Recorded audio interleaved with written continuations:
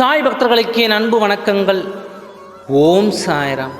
என் அன்பு குழந்தையே, இன்று உன்னிடம் ஒரு முக்கியமான விஷயத்தை சொல்லவே வந்திருக்கின்றாய். நீ நீண்ட நாட்களாக ஒரு காரியத்தை செய்ய முயற்சித்து கொண்டு இருக்கின்றாய். ஆனால் எப்பொழுது அதை செய்ய தொடங்கினாலும் ஒரு தடங்கல்கள் என்று வந்து விடுகிறது. அந்த முயற்சியை நீ பாதியாய் கைவிடுகின்றாய். இத்தனை காலமாக இழுப்பொறியாக இருந்த காரியம் வெற்றியில் முடியப் போகின்றது என்ற நல் வாக்கினை சொல்லவே உன் சாயப்பா நான் இங்கு வந்துள்ளேன்.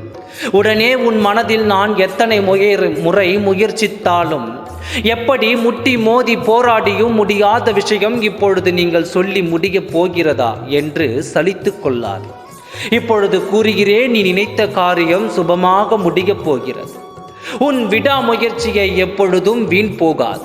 நான் இத்தனை முயற்சித்தும் முடியாதது இப்பொழுது எப்படி யாரால் வெற்றி அடையும் என்று கேட்கிறாய்தானே? சொல்கின்றேன் கேள். யானை பாகம் ஒருவன் யானையை சங்கிலியால் கட்டி வைத்திருந்தான்.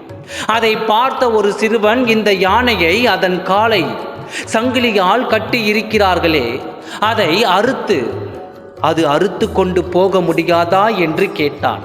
அதற்கு அந்த யானை பாகன் கூறினார், அதனால் அறுத்து கொண்டு போக முடியும், ஆனால் அப்படி போகாது என்றான்.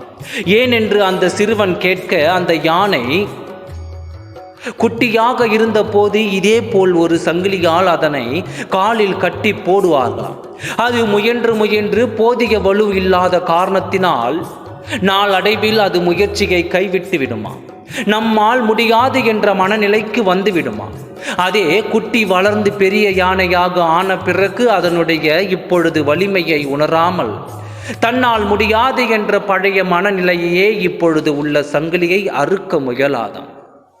சங்கிலிக்கு பதிலாக ஒரு கயிறு காலில் கட்டப்பட்டிருந்தாலும் அதனை அறுக்க முடியாதாம். காலில் கட்டப்பட்டு இருந்தால் அங்கேயே நின்று கொள்ள வேண்டும் என்ற மனநிலைக்கு அது பழகிவிட்டது. இது யானைக்கு மட்டுமல்ல, நம் வாழ்விலும் பொருந்தக்கூடியது. எத்தனை முயற்சிகளை நீ உன் வாழ்வில் எடுத்தாலும் அதில் ஒரு சிறு தோல்வியை நீ சந்தித்து விட்டால் அவ்வளவுதான். இது என்னால் முடியாது, எனக்கு இது கிடைக்காது, இனி அவ்வளவுதான் என்று நீ உன் நம்பிக்கையை இழப்பதால் தான் அந்த காரியத்தின் வெற்றியை அடைய முடியாமல் விட்டுவிடுகின்றாய். ஒரு வகையில் நீயும் அந்த யானையும் ஒன்றுதான்.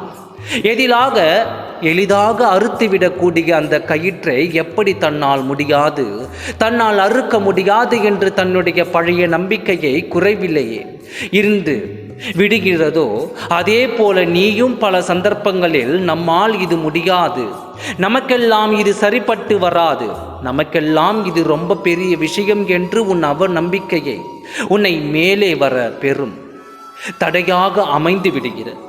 புரிந்ததா குழந்தையே? இன்று முதல் என்னால் முடியும் என்று முதலில் நீ உன்னை நம்பு. உன் மனதில் உள்ள அவநம்பிக்கையை எல்லாம் முதலில் தூக்கி எறி. இன்று முதல் புதிதாக ஆரம்பி. நிச்சயம் உன்னால் முடியும். என்மேல் முழு நம்பிக்கை வைத்து செயல்படு. நீ முயற்சிக்கும் காரியத்தில் வெற்றியை நான் தருவேன். ஓம் சாய்ராம். நன்றி, வணக்கம்.